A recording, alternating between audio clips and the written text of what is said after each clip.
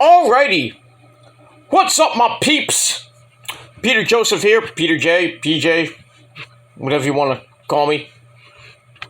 Back again with another video right here on the main channel, Killer of Demons 66. Oh, baby. Now, thank you all for watching. Make sure you like the video. Hit the subscribe button down there. You know where. In the description box below, otherwise known as my pants. It's in my pants. So check out everything down below. All of my channels down below in the description box, or 4 of my channels, including this one. And as always, follow me on Facebook, follow me on Twitter and Instagram. Share the video all over the internet. But most importantly, tap and slap that bell. Basically treat it like it's your bitch.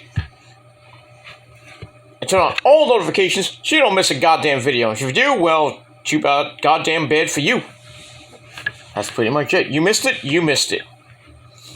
But if you want to watch me so bad, then either hit the bell, subscribe, or search my name and my channels. If you find it, lucky you. And go to my video section, my shorts section, or my live section, and the latest video will be right there, so you don't miss it. And you can always watch past videos as well.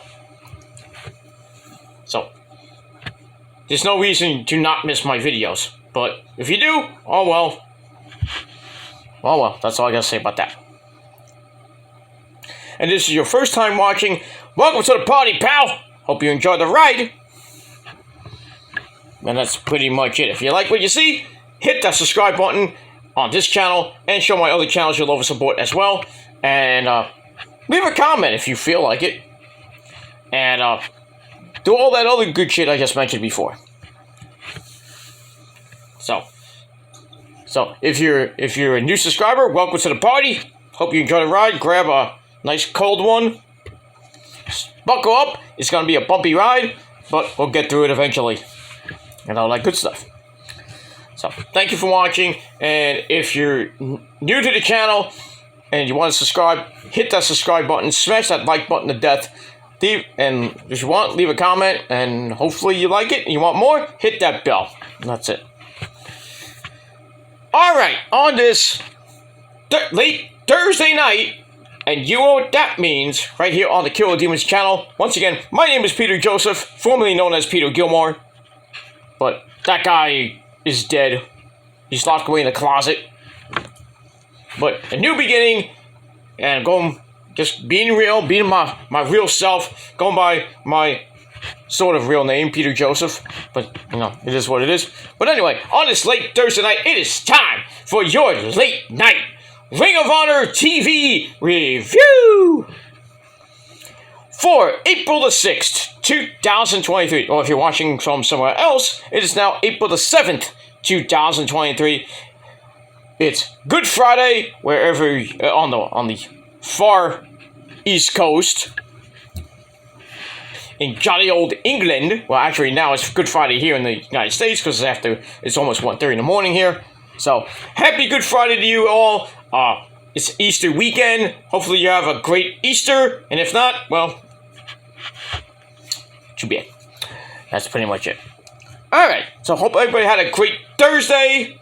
It was very nice and warm here in the Northeast. Got up to 76 degrees.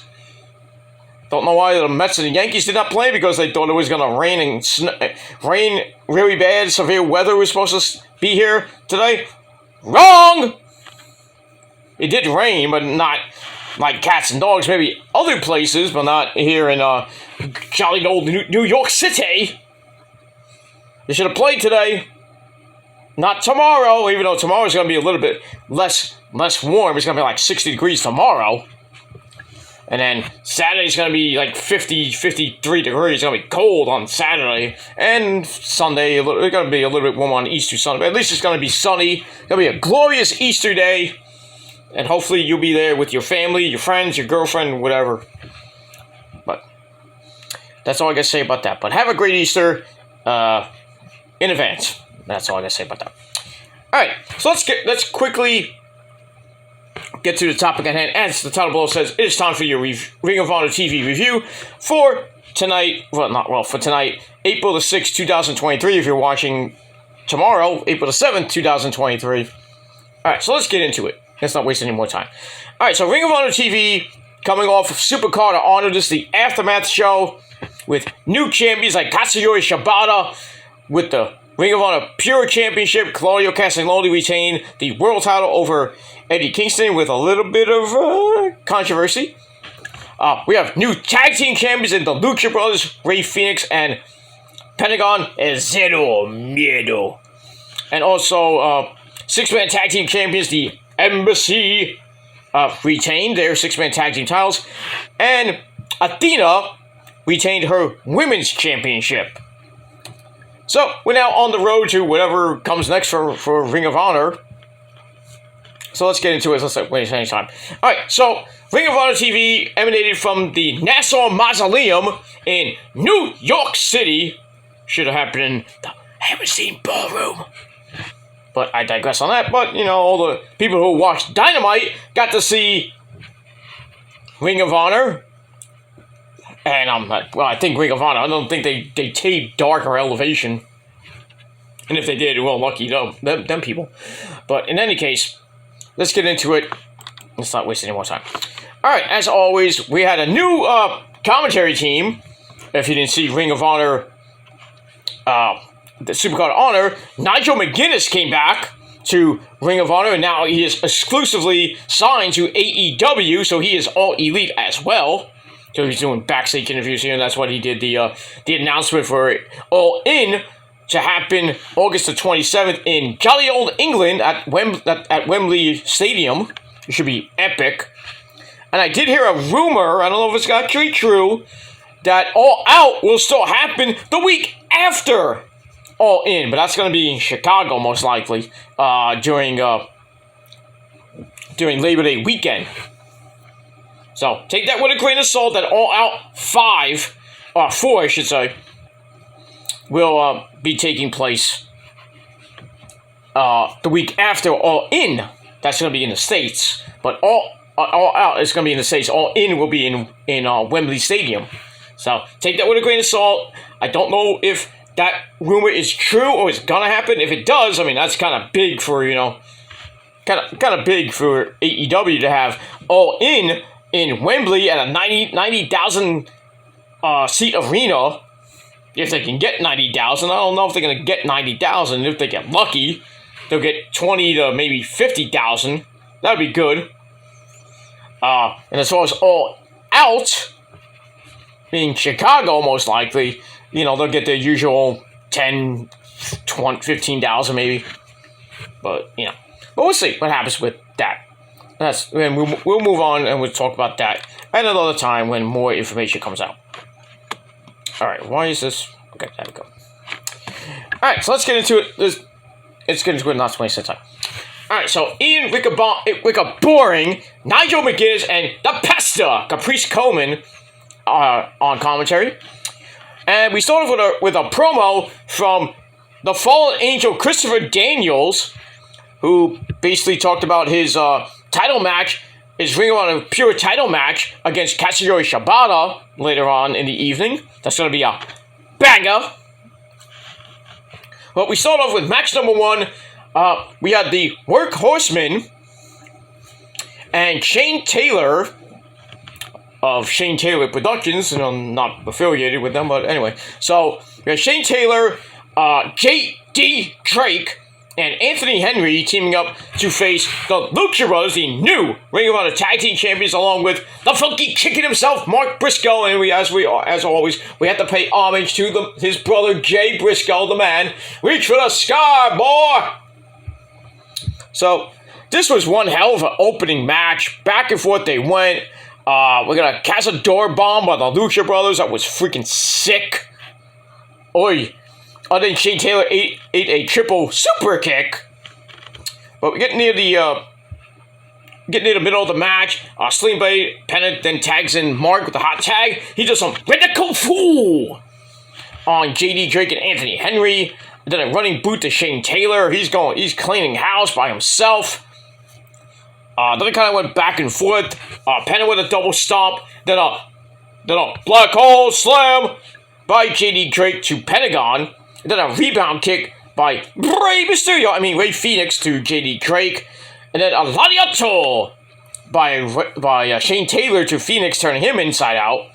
And then Mark, not to be outdone, looks for a bling buster on Shane Taylor. Yeah, that's not going to work. He's big. But Taylor reverses it into Welcome to the Land. And they were about to win the match. They're about to win. And then a running knees by Anthony Henry and a pump handle driver. And then a Shining Wizard by Drake, I think, all on Mark.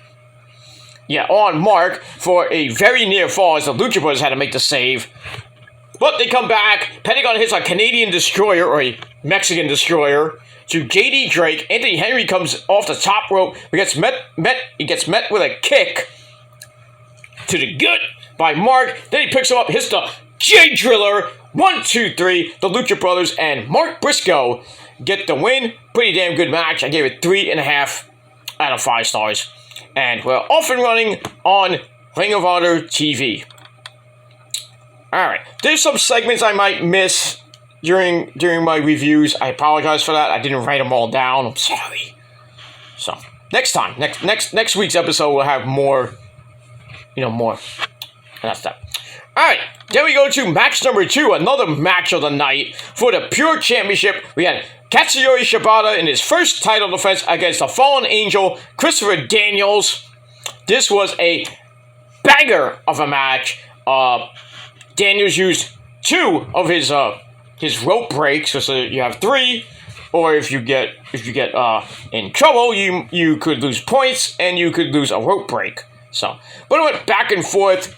We're getting to the end. We get a running STO by Daniels. Shibata gets right back up, his version of the STO. And then some round kicks to the chest of Daniels, like those yes kicks. Then he retains wrist control. Locks in a rear naked choke. Then he sets Daniels up and hits the penalty kick, and it was good. Goes for the cover. 1, 2, 3. Katsuyori Shibata retains the Pure Championship in his very first defense. And that's pretty much it. So hopefully he'll hold it a little bit longer, maybe another month or 2, because he's going to be in Japan mostly, or on New Japan Strong. So we'll see what happens with that. But very good title defense. Then afterwards, a code of honor. They bowed to each other and then they sat down Indian style, which I thought was great. And we move on with that. All right, match number 3. We had the Machine, Brian Cage, with my good friend, the real Prince of the Prophecy, Prince Nana of the Embassy. He takes on the Funky Monkey, Ortiz. Decent match. Decent matchup. Ortiz gave it his all, but in the end, Cage wanted another deadlift superplex. Ortiz gets in the ring and hits a powerbomb from behind. Then he sets up for the Fisherman's Buster. He hit before, but Cage counters it into the Drew Claw. 1, 2, 3. Brian Cage is your winner. And that's pretty much it. Match I gave 3 out of 5 stars. Brian Cage does not now I think his contract is going to be up pretty soon. But he does have offers from AEW to stay there. I think he will. But then again, you never know. He might go to, that guy named Vince. That bitch. I can't wait for tomorrow. The fans are going to hijack SmackDown the entire night. It's going to be great. And then Triple H earlier tonight was announced that he's going to open the show like he did on Raw and lie to everybody. And when he comes out, there's going to be Fire Vince, Fire Vince. And he ain't going to be able to do his promo. Or he's going to lie and try to ad-lib his promo. Or maybe he'll just shoot. I don't know. But yeah, I wish I was in Portland, Oregon tomorrow night. I would lose my voice screaming "Fire Vince" every 5 seconds. Because Vince McMahon needs to get fired by Endeavor. Get him out of here. Fuck him. Fuck him and his fucking company too. Except for Roman, of course. That's the only good thing about WWE these days is Roman Reigns and his almost 1,000 day reign, which will hit what was that, 9:45? Yeah, it's going to be 950 days as of today as of this video, 950 days as your undisputed, undefeated World Heavyweight Champion. And we got 50 more days to go. So he's going to hit it the weekend of King of the Ring. Ah, that's going to be a glorious day. Glorious day. I can't wait for that. And we move on with that. Alright, so Brian Cage gets the win over Ortiz. And a pretty decent match, 3 out of 5 stars. Let's move on. Alright, match number 4.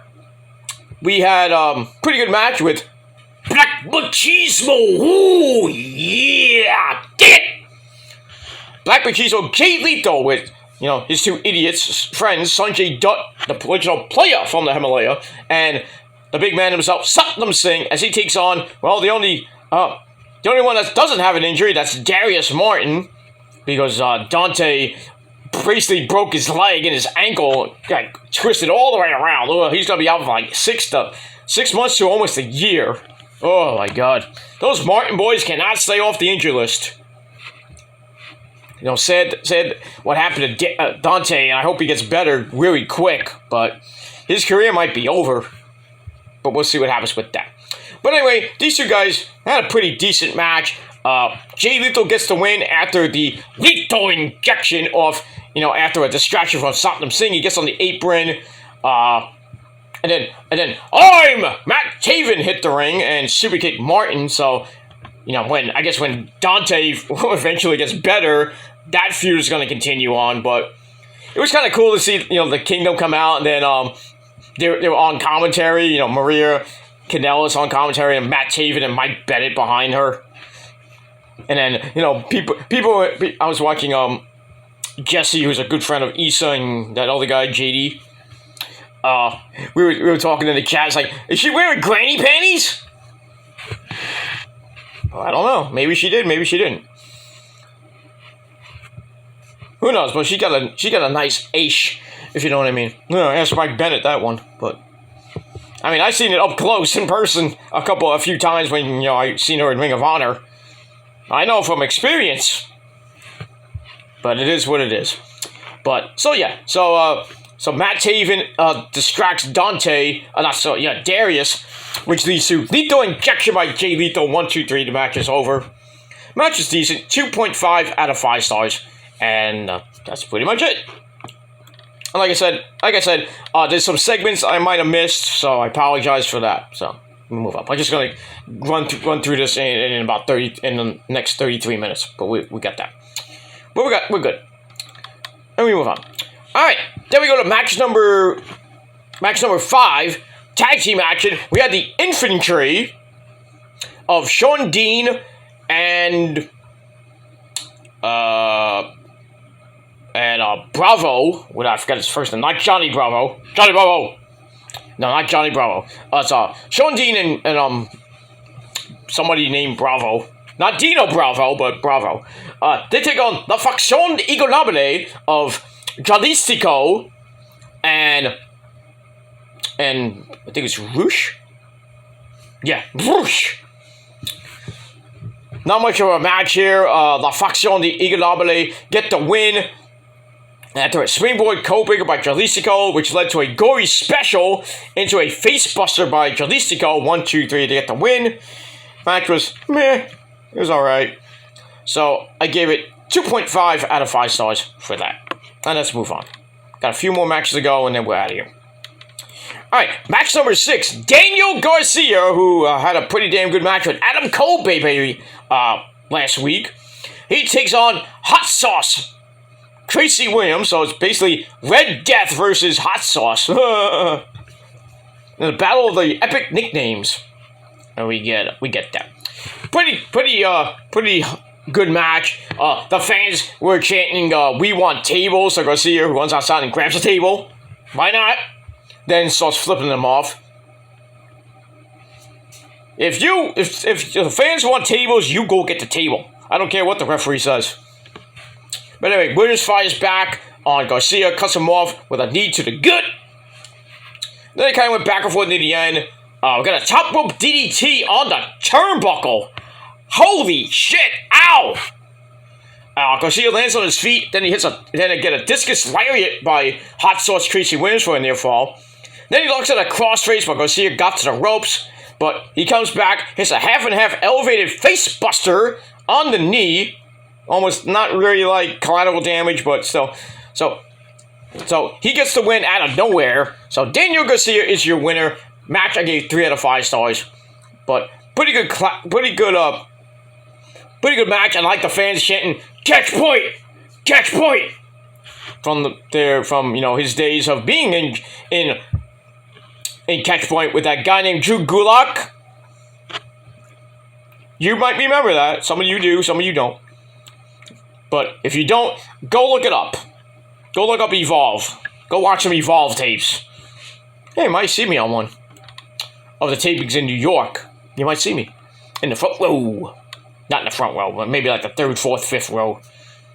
I couldn't get front row. They were like a lot. Not a lot, but, I didn't have enough money for front row at the time. Going to some of the Evolve shows that were in my area. In Brooklyn, New York. But I've been to some, and I've seen a lot of guys that used to be in Evolve that are now in AEW or even WWE, and maybe some people from Impact. But we move on with that. Okay. Alright, match number 7, we go to the women. And our first women's match of the night, we had Willow Nightingale taking on the notorious Mimi, who will actually be in Staten Island next weekend. That's gonna be cool. I think it's next week. Is it next weekend or is it at the 200 show? I forget. I have to look that up. But I know she's gonna be in the New York area the next week or month or so. But trust me on that. But anyway, this was like. This was a squash match, sadly to say, for Notorious Mimi, because she used to be in Ring of Honor too, so. But anyway, Willow gets another win after, not much from Mimi except for a springboard crossbody, Then she twists up Willow in the Gato clutch, I guess made famous by that guy in Japan named Gato. Not Jado, but Gato. He's not gay, but he's Gato. But anyway. So she hits the crossbody for a near fall. Willow comes back with the pounce! Period. I like to see her and Keith Lee and Monty Brown in a pounce off. See who does it way better. I probably have to give it to Keith Lee. Feel bad for you, Jericho, this Wednesday night on the program from Milwaukee. That means the good land.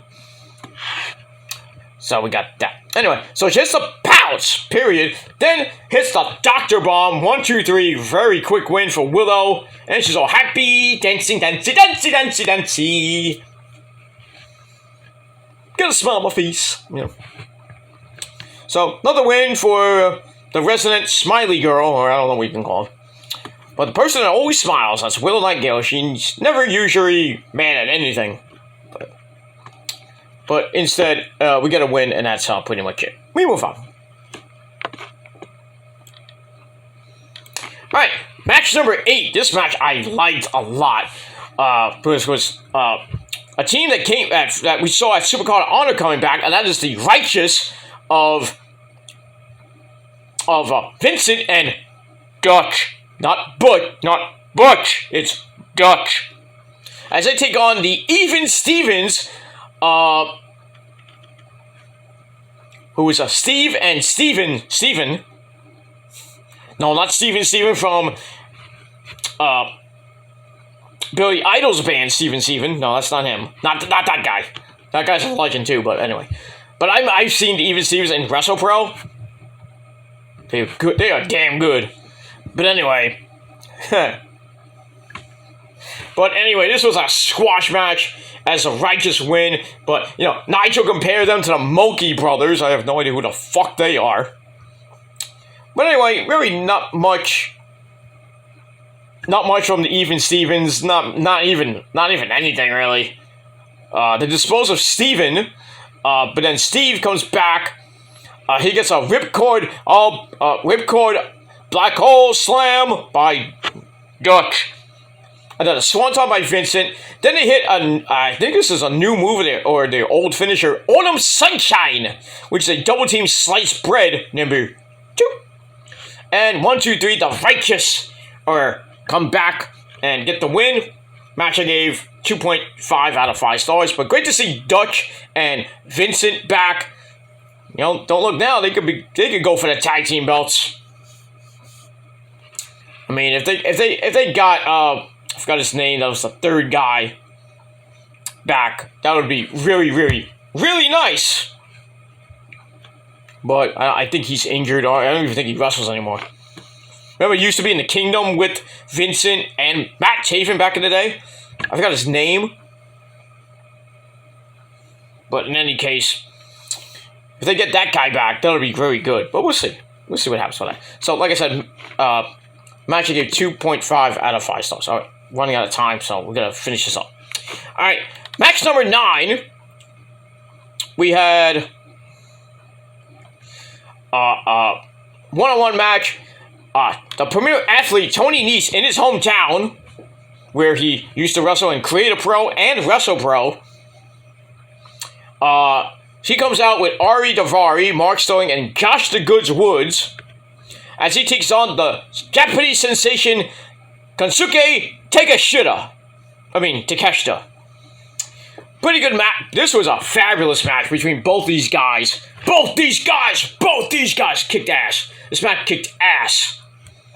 Blue Thunder Bomb at Takeshita for, a near fall. Daivari and Woods pull Nese to safety, but Takeshita takes everyone out with a flippy dibbity-doo on the floor. Then he flattens everyone on the outside with elbows and knees, sends Nese back in the ring. He looks for a deadlift superplex, but Nese sweep the leg, Daniel-san. Hits a springboard moonsault to a very prone Takeshita for a near fall. Then he hits the pump handle, goes for the pump handle slam, but Takeshita breaks free of it, hits a big-time elbow, and a double overhook, tombstone for a very near fall, 2.999999999999995. And then Mark Sterling grabs the leg of Takeshita, which allows Tony Nese to backflip out of a German suplex, pretty damn nice. Then he hits the pump, goes for the pump handle, and turns it into a tombstone for a very near fall. Then the face wash in the corner, circa, Samoa Joe and me. Face wash in the corner by Nese, charges for the knee, but Takeshita moved, grabs a waist lock, and then he hits the Chaos Theory suplex with a bridge. 1, 2, 3, get another win for Kensuke Takeshita. Big time match. I gave 4 out of 5 stars. This was probably the match of the night. And that's pretty much it. Great match between two great guys. Great to see Tony Nese back in his hometown on Long Island with his good old buddies. Pat Buck was in the back because, they used to run, I think they still run Creative Pro. Guess who else came from Creative Pro? MJF. A lot of people came from Creative Pro that we know. Matt Cardona, anyone? Brian Myers. Good to see them all back in Long Island. I wish I was there, but sadly I wasn't. I would go, but it's a bitch to get there if you don't have a car. It's a bitch to get there because you have to take the LIRR all the way into Nassau, and it's a pain to get there. So I think you have to get off at the train station, then you have to take a cab from the train station to the Nassau Mausoleum, which is a pain in the ass to even get in. It's like I never been there. I never been there by train. I've always been there, like somebody took me. Like the last time I actually went was with a couple friends in their car when I went to see the Rangers. They just won last night. Loved it. They're playing Saturday on the road. I think in Columbus against the Blue Jackets. And then I know that the last game is the 13th, I believe. Against the Toronto Maple Leafs. I think it is against Columbus because then they play Buffalo at home and then Toronto at home for that last game before the playoffs. And then we'll have to see where they play on next weekend. That's it. Playoffs start next weekend, my friends. Gonna be good. Hopefully the Bruins get their butts kicked in the first round, but I doubt that. I highly doubt that because I think the only team that could probably beat them besides the Rangers are maybe Carolina, maybe Tampa Bay. But let's see. But anyway, all right, we get that. All right, so Takeshita gets the win. beautiful match, 4 out of 5 stars, and that's pretty much it. Then we go to your main event of the evening. For the Ring of Honor Women's Championship, we had the champ Athena taking on the woman that was on the Impact WrestleMania event, Into the Multiverse, I think it was called. As she was in a fatal 4-way to see who goes on to Rebellion for the Knockouts Championship, which Deonna Purrazzo got. So I think it's Deonna Purrazzo against Mickie James again. If Mickie James gets cleared by then, because she still has that rib injury. But anyway, we had Athena taking on Miyu Yamashita. Oh, this was great. Not a great match, but pretty damn good match. Lots of near falls, lots of submissions. I mean, Miyu basically almost beat the fuck out of her. But, you know, give Athena credit. You know, she came back. You know, they're fighting on the entrance ramp, exchanging elbows. We get a FU or AA by Miyu on the entrance ramp. Ow! But Athena comes back with a cannonball to the floor off the stage. Oh, this was sick. I'm surprised this didn't end like a count out, but the referee let it go because it's a title match, I guess. So both of them are down. The fans are going nuts. Miyu hits a skull kick to the skull. Back in the ring, gets a very long near fall. Then she goes for the spinning back kick to finish off Athena, but she missed. Athena locks in the crossface, but then she resets, goes to the center of the ring, relocks it in with more pressure, and sadly Miyu had a tap out. Damn! But it is what it is. But good match. I gave it 3.25 out of 5 stars. Athena remains the champ. And that's it for Ring of Honor TV. Anything else? Not really. But four out of the 10 matches were pretty damn good. That Tony Nese Takeshita match was epic. That's all I gotta say about that. So pretty good episode of Ring of Honor TV this week. And we'll see what happens next week on the program. And that's pretty much it. As we're rolling on to whatever Ring of Honor has next. Maybe Death Before Dishonor or something. But in any case, Forbidden Door maybe. Probably Forbidden Door. Anyway, that's it. Thanks for watching, everybody. Final rating for Ring of Honor TV, 7.25 out of 10 stars. Let me know what you guys think down below in the comments section. Don't forget to like the video, subscribe to my channels, and hit that bell to get notified when the next video will be coming, which will be tomorrow night on this very channel with your SmackDown Rampage review, and then Saturday, your Battle of the Belts review. And we'll go live tomorrow. Maybe Saturday we'll go live for Battle of the Belts, but we'll see what happens with that. Anyway, thanks for watching, everybody. I'm going to sleep because I got things to do tomorrow. It's Friday. It's the weekend. I'm off. So, what it is, what it is. Gotta make them, I get paid tomorrow and I'm happy. So, that's all that matters. Thanks for watching, everybody. I'm Peter Gomez signing off. Peace, bitches.